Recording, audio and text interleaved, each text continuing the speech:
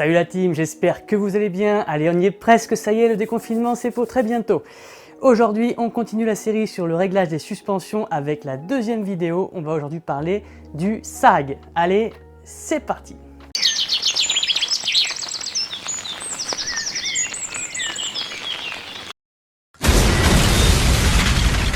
Alors, comme d'habitude sur la chaîne, je ne vais pas me contenter de vous dire comment faire pour régler votre sag et vous balancer ça comme ça et ciao bambino. Non, non. Je vais d'abord vous expliquer qu'est-ce que le sag et surtout à quoi il sert. C'est toujours plus intéressant de savoir pourquoi est-ce qu'on fait les choses sur un vélo avant de savoir comment les faire. Alors, le sag, qu'est-ce que c'est? Déjà, la définition même du sag. Donc, le sag, ça vient du verbe anglais to sag qui signifie s'affaisser. Donc, en langage français et commun, ça veut dire quoi? Le sag, c'est le pourcentage d'enfoncement de vos suspensions, que ce soit la fourche ou l'amortisseur, sous votre propre poids équipé quand vous montez sur votre vélo sur une surface parfaitement plane. Voilà, ça c'est la définition même du sag. Maintenant, à quoi ça sert ce sag, ce fameux sag? Alors le sag a plusieurs fonctions. Tout d'abord, il a pour première fonction d'adapter le comportement de vos suspensions à votre poids et à votre type de pratique. Je m'explique. Que vous preniez cet amortisseur-ci ou cette fourche-là, ces deux produits ont été fabriqués à plusieurs milliers d'exemplaires et il est évident que cette fourche-là, elle n'a pas été vendue plusieurs milliers de fois à la même personne avec le même poids sur le même vélo. Donc l'intérêt du sag, ça va être de régler votre suspension pour qu'elle s'adapte à votre poids, mais également à votre vélo. C'est flagrant au niveau de la géométrie, notamment au niveau de l'arrière, au niveau de la cinématique de suspension. Cet amortisseur-là, s'il est monté sur cette cinématique-là, donc la cinématique Maestro chez Giant, ou s'il est monté sur la cinématique, par exemple, Switch Infinity de chez Yeti, par exemple, il ne va pas falloir la même pression d'air dans la chambre d'air pour la même réaction, puisque le bras de levier ne sera pas le même. Donc il est important d'adapter votre sag en fonction de votre poids certes, mais aussi en fonction de votre type de vélo. L'angle de la fourche est également important. Avec la même pression d'air dans votre chambre d'air, si vous montez votre fourche sur un vélo avec une angulation, un angle de direction de 66 degrés, l'enfoncement ne sera pas le même que si vous avez la même pression d'air sur une fourche qui sera montée sur un vélo avec une angulation à 62 degrés par exemple. Je balance des chiffres au pif comme ça. Voilà, donc la géométrie du vélo influence beaucoup la façon dont les suspensions vont se comprimer. Donc il va falloir adapter ça également pour ça. Pourquoi je dis ça? C'est important parce que quand on achète une suspension, que ce soit une fourche ou un amortisseur, elle est souvent livrée avec une notice. Et dans cette notice-là, vous avez des recommandations constructeurs, tant de PSI à injecter dans votre amortisseur à air par rapport à tel poids ou tel terrage d'amortisseur à ressort par rapport à votre poids. Ça, c'est des recommandations générales qu'il est toujours intéressant de prendre et de respecter quand on n'a aucune idée de comment régler ses suspensions. Mais ce n'est en aucun cas un réglage précis, puisque si cet amortisseur est monté sur un Yeti, il n'y aura pas les mêmes incidences que s'il est monté sur un Giant ou sur un Pivot ou sur un Lapierre. Bref, vous m'aurez compris. Donc ça, c'est important. Le deuxième point non moins important, à quoi sert le sag, ça va être la qualité de votre amortissement. On m'a souvent fait la réflexion, mais écoute Phil, je comprends pas, j'ai acheté un VTT avec 200 mm de débattement, un gros DH, mais ça sert à quoi d'avoir 200 mm si dès que je monte sur mon vélo, je perds déjà 6 cm de débattement parce que je mets 30-35% de sag, donc d'enfoncement. Les gens en fait oublient une chose, c'est qu'on ne perd pas du débattement positif. Donc déjà, qu'est-ce que le débattement positif? Le débattement positif, c'est le débattement vers le haut. Quand votre fourche, elle remonte, c'est le débattement positif. Mais il ne faut pas oublier que dans une fourche, il y a deux sens de fonctionnement. Il y a aussi du débattement négatif, quand votre fourche, elle descend. Et c'est à ça que sert le sag. Donc, cette personne qui a des grosses suspensions en 200 mm, elle n'a pas perdu 6 cm de débattement. Dans la nature, rien ne se perd, rien ne se crée, tout se transforme. Elle a transformé 6 cm de débattement positif en 6 cm de débattement négatif. Alors je vous dis 6 cm, je balance des chiffres au pif, c'est juste une image. Voilà, donc il faut se rappeler à quoi servent vos suspensions pour comprendre à quoi sert le sag. Une suspension de vélo, ça sert à garder vos roues le plus longtemps possible au contact avec le sol. Quand une roue ne touche pas le sol, vous ne tournez pas, vous ne freinez pas, vous ne tractez pas quand c'est la roue arrière, bref, vous n'avez aucun contrôle sur votre vélo quand les roues ne touchent pas le sol. Donc pour augmenter le contrôle sur un vélo, il faut que les roues touchent le sol. Si je prends ma petite ardoise d'écolier avec ces trois lignes, si la ligne noire représente l'axe de votre roue avant, par exemple. On va prendre l'avant pour faire un exemple. Donc là, on est d'accord, c'est votre parcours préféré, qui est symbolisé par cette ardoise. Donc on va aller de gauche à droite. Votre roue avant, elle va rencontrer des bosses, elle va rencontrer des creux. Si vous êtes sur un vélo qui n'est pas suspendu ou si vous avez bloqué vos suspensions, la ligne rouge correspond à la ligne de votre cintre. Votre cintre est ici, donc la ligne où vous posez vos mains. Si votre vélo n'est pas suspendu, votre cintre va monter aussi vite et aussi haut que votre roue avant et va descendre aussi vite et aussi bas que votre roue avant, puisqu'évidemment il n'y a pas d'articulation entre les deux. Maintenant, si on a une suspension bien réglée, vous avez votre ligne verte qui va être la ligne de votre cintre dans le cas d'un vélo suspendu. Vous voyez qu'effectivement quand il y a une bosse, ça monte aussi, et quand il y a un trou, ça descend aussi. Mais ça monte beaucoup moins vite et beaucoup moins haut, et ça descend beaucoup moins vite et beaucoup moins bas. Voilà, le but d'une suspension, c'est d'amoindrir les reliefs du terrain pour garder un maximum de contrôle sur votre vélo. Et sur cette courbe, qu'est-ce qu'on constate? On constate qu'il y a effectivement des bosses, mais il y a aussi des creux. Et c'est ces creux-là que la plupart des gens oublient. Quand on parle de sag, on va pouvoir gérer les creux avec sa suspension. Si vous aviez une suspension de 200 mm, comme le cher collègue qui me posait la question sur son sag tout à l'heure, vous avez beau avoir une suspension de DH très importante, si votre fourche est tout le temps déployée au maximum, que vous avez tout le temps 200 mm de débattement positif disponible, super pour gommer les bosses. Par contre, quand il va arriver ici au niveau du creux, sa roue avant va tomber au fond du trou et son cintre va tomber à la même vitesse que sa roue avant puisqu'il n'y aura pas de débattement négatif pour aller chercher le fond du trou. Quand vous avez un sag bien réglé, eh bien vous allez avoir une roue avant qui va venir chercher le fond du trou plus rapidement que vous puisque la force de détente d'une suspension est supérieure à la force gravitationnelle, donc la force de votre poids attiré vers le sol. Donc votre corps va tomber moins vite que la roue au fond du trou. Donc avec votre suspension bien réglée, la roue va toucher le fond du trou très rapidement et va commencer à remonter avant même que vous soyez arrivé à votre point le plus bas. Vous aurez donc une incidence sur votre cintre beaucoup moins importante. Voilà, le sag il sert aussi à ça. Et quand on comprend ça, on comprend pourquoi est-ce que le sag ne doit pas être le même sur un vélo de cross-country que sur un vélo de descente par exemple, si on prend les deux opposés. Puisque non seulement le débattement pour un cross-country est moins important que sur un vélo de descente, et le sag doit également être moins important, puisque quand on rencontre des creux et des bosses en cross-country, ils sont beaucoup moins importants que les creux et les bosses qu'on va rencontrer sur une descente, tout simplement. Voilà, donc ça, c'est les fonctions principales du sag. Alors avant d'aller sur le vélo pour régler son sag, on va quand même parler un petit peu des deux différentes technologies qu'il y a sur les amortisseurs et sur les fourches. Comme on l'a vu dans la précédente vidéo, que je vous invite à aller voir en haut à droite de votre écran si vous ne l'avez pas encore vu, on a des amortisseurs à air et des amortisseurs à ressort. Donc pour un amortisseur à air, c'est assez simple de régler son sag puisqu'on va jouer sur la pression d'air dans l'amortisseur. Donc on va se munir d'une pompe à haute pression et on va adapter la pression en fonction de notre poids et de notre pratique pour arriver au pourcentage de sag recherché. Par contre, pour un amortisseur à ressort, ce n'est pas du tout aussi simple. Le ressort, il va avoir ce qu'on appelle un tarrage. Donc un tarrage, si on voulait simplifier les choses, en gros, c'est la force nécessaire pour enfoncer l'amortisseur. Donc en général, quand vous achetez un vélo avec un amortisseur à ressort d'origine, le tarrage va être proportionnel à la taille du cadre. C'est-à-dire que les cadres en taille L sont vendus avec un amortisseur avec un tarrage plus important que les cadres vendus avec un amortisseur, les cadres en taille S. Puisque logiquement, on part du principe qu'une personne qui a besoin d'un vélo en taille S est moins lourde qu'une personne qui a besoin d'un vélo en taille L. Donc ça, c'est une première chose. Mais c'est pas aussi précis qu'avec un amortisseur à air, puisqu'on ne peut pas jouer avec une pompe haute pression sur un amortisseur à ressort. Il va falloir jouer sur le tarrage, donc en gros sur le remplacement de l'amortisseur. Si vous êtes un petit gabarit comme moi, mais que vous avez un poids relativement important, on a des personnes d'1,60 m qui font 100 kg, ça arrive, hein. Il est clair qu'un amortisseur avec un tarrage prévu pour une personne d'1,60 m ne va pas être suffisant. Quand la personne va monter sur son vélo, le ressort va complètement s'écraser. Donc il faudra à cette personne qu'elle change de tarrage de son amortisseur pour adapter sa suspension et avoir un meilleur sag. Alors c'est important parce qu'il y a aussi un autre réglage sur l'amortisseur à ressort, c'est le réglage de la précontrainte, du préload qu'on appelle.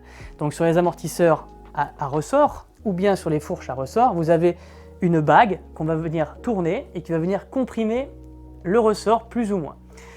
Ça joue sur la précontrainte sur votre ressort. Ça a une incidence minime sur le sag, mais une grosse incidence sur la dureté du ressort, ou plutôt son seuil de déclenchement. Et c'est là où il ne faut pas faire d'erreur. messieurs, dames, si vous avez un amortisseur à ressort et que quand vous montez dessus, ça s'enfonce trop ou au contraire ça ne s'enfonce pas assez, je vous déconseille d'aller jouer de façon excessive sur cette bague parce que ça va juste jouer sur la précontrainte et non pas sur réellement le sag. Je vous ai fait un autre graphique, donc j'ai pris une autre petite ardoise d'écolier avec donc deux données, donc la courbe de compression ici et la courbe de force ici. Donc on voit que sur les trois droites que j'ai dessinées, sans vous dire à quoi elles correspondent pour l'instant, même si je dessine très mal et que je n'ai pas utilisé de règles, elles sont relativement droites. Ça veut dire qu'en fait votre course d'amortisseur à ressort, elle est toujours linéaire. Elle va toujours être aussi facile à enfoncer ou aussi difficile à enfoncer du début de la course jusqu'à la fin de la course. Contrairement à un amortisseur à air qui lui est progressif, c'est-à-dire que dans le début de la course, il faudra peu de force pour avancer beaucoup en compression, donc à l'enfoncement, et plus on va avancer dans le débattement, plus il faudra beaucoup de force pour très peu d'enfoncement sur la compression. Donc un amortisseur à air est progressif. L'amortisseur à ressort, lui, n'est pas du tout progressif, il est linéaire, sa courbe est toujours parfaitement droite. Donc quand on va jouer sur la rondelle, la bague de préload de son amortisseur à ressort, ça peut aussi être au niveau de la fourche, on ne va pas changer la courbe de compression, on ne va pas vraiment changer le sag. Ce qu'on va changer, c'est le point de déclenchement de l'amortisseur. Si on prend la droite noire, ça va être la droite verte, excusez-moi, ça va être la droite si vous avez l'amortisseur qui est prévu 2 séries sur votre poids par rapport à la taille de votre vélo. Pour une unité de compression, on a une unité de force. Donc il faut une unité de compression pour avancer d'une unité de force. Si vous venez tourner votre bague de préload, vous n'allez pas changer la courbe de compression. On voit qu'elle est parfaitement parallèle, la droite rouge est parfaitement parallèle à la droite verte. Ce qu'on va changer, c'est le seuil de déclenchement tout simplement. Donc là, on voit que la force nécessaire pour le déclenchement de l'amortisseur n'est plus à 0, il est à 1. Donc votre amortisseur va se comprimer plus tard, il sera moins sensible sur les petits chocs. Par contre, il va malheureusement avoir moins de maintien en fin de course. Donc jouer sur ce préload, c'est bien, mais pas trop. On va jouer maximum sur 2 à 4 tours de bague maximum sur un amortisseur, mais en tout cas ça n'aura pas d'intérêt pour le sag réellement. Si votre sag est complètement faux avec votre amortisseur, c'est parce que votre ressort n'est pas au bon tarage par rapport à votre poids. Donc il faudra changer ça. Donc l'idéal, c'est de partir sur un amortisseur avec un tarage différent. Donc la compression sera toujours au départ à 0. Par contre, on voit que là, on a une courbe qui sera beaucoup plus raide. Donc une personne plus lourde a besoin d'un amortisseur avec un tarage plus gros, mais ne doit en aucun cas jouer sur la compression de sa bague de préload. C'est pas une bonne idée du tout. Voilà, c'était un peu compliqué pour l'amortisseur à ressort, mais vous avez compris à peu près l'idée. C'est moins précis qu'un amortisseur à air, c'est pour ça que beaucoup de vélos du marché sont équipés en amortisseur à air, parce que c'est beaucoup plus facile à régler qu'un amortisseur à ressort. C'est aussi plus léger, mais ça on en parlera dans une prochaine vidéo. L'autre différence, c'est que quand on va mesurer son sag, donc le pourcentage d'enfoncement de sa suspension, sur un amortisseur à air, on va mesurer l'enfoncement du petit joint torique ici par rapport au départ du corps d'amortisseur sur le plongeur. Donc c'est ça le réglage du sag.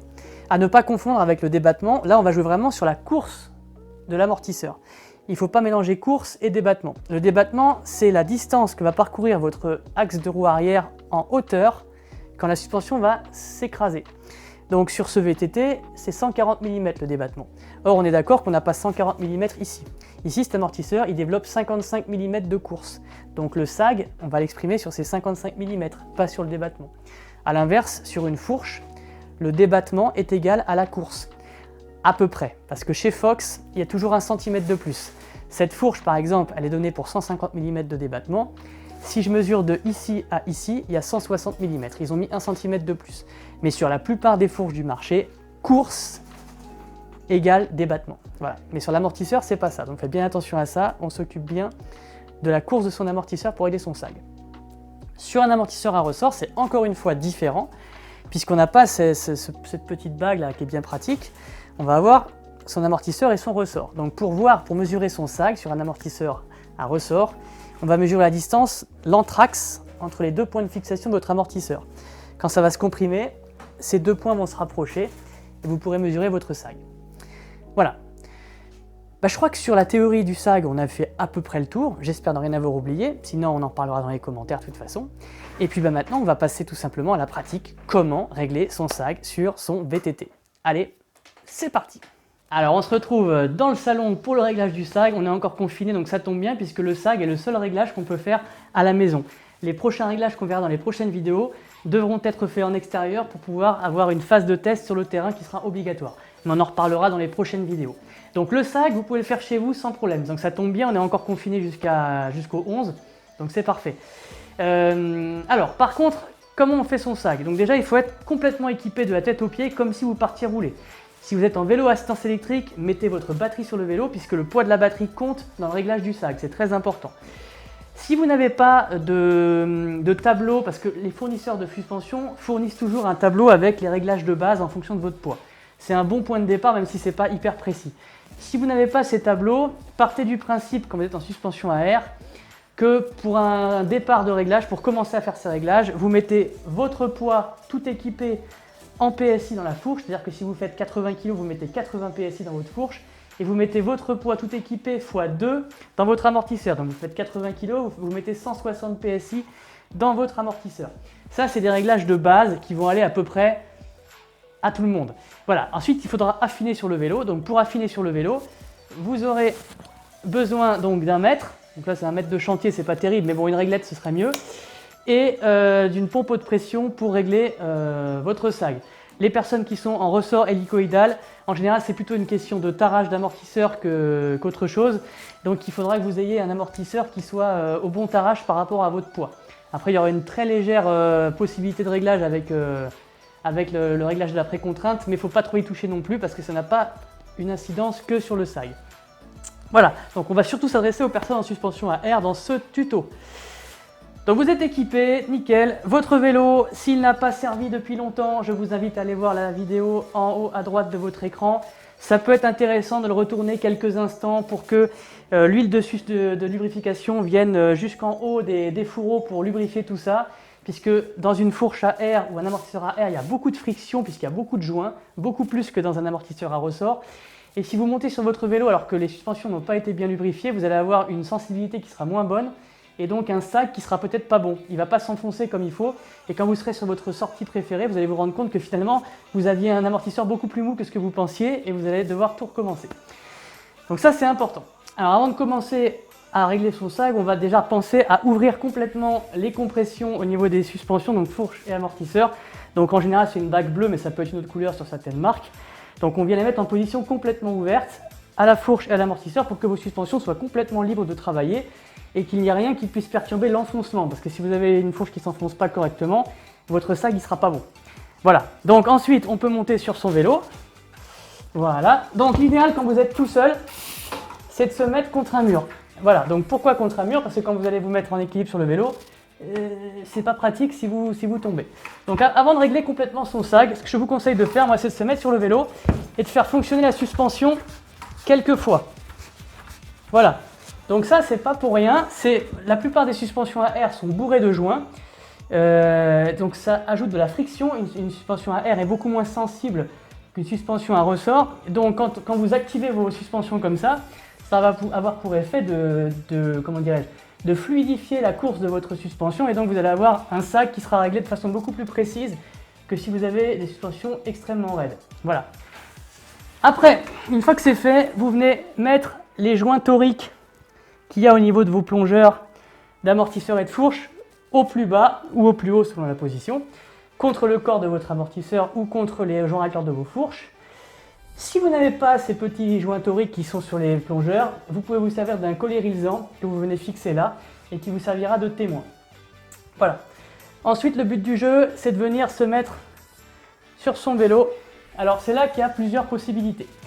Si vous êtes un pilote engagé ou que vous roulez plutôt en région montagneuse, on va dire, que votre position sur laquelle vous avez besoin d'être le plus sensible, ça va être la position debout, moi je vous conseille de régler votre SAG en position vraiment d'attaque. Moi je roule comme ça la plupart du temps quand je suis sur mes singles préférés, c'est là où j'ai le plus besoin d'avoir des suspensions qui marchent bien.